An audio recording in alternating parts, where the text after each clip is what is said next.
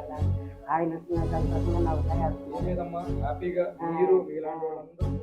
Hi అండి, అందరికీ నమస్కారం. నేను హిమశంకర్. ఏదైతే మనం సర్జరీ క్యాంపెయిన్ చేస్తున్నామో, ఏది టార్గెటెడ్గా చేసే సర్జరీ క్యాంపెయిన్లో స్పైన్ సర్జరీ క్యాంపెయిన్ అని నేను టార్గెటెడ్గా చేస్తానండి.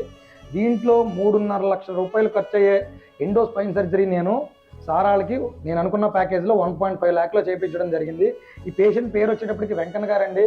ఈయన చాలా లీన్ అయి ఉన్నారు.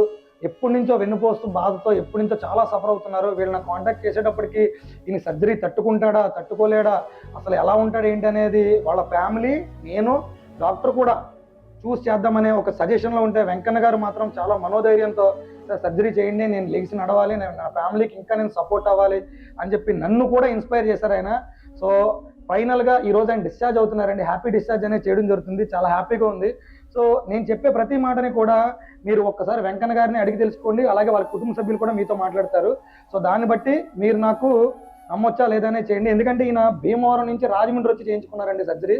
వెంకన్న గారు, మీకు సర్జరీ ఎలా జరిగింది ఏంటి అన్నీ కూడా మాకు ఒకసారి చెప్పండి. వెంకన్న గారు కూడా బాగా సపోర్ట్ చేశారు.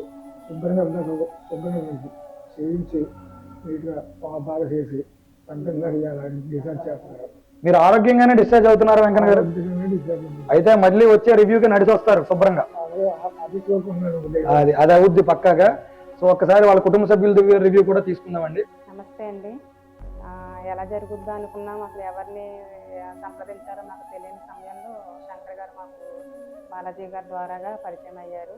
అసలు ఎంత సక్సెస్ అవుతుందని మేము అసలు అనుకోలేదండి. మా నాన్నగారు మళ్ళీ ఇలా బయట పడతారని మేము అసలు అనుకోలేదు. చాలా బాగా చేశారండి. హాస్పిటల్లో కూడా మమ్మల్ని చాలా బాగా చూసుకున్నారు.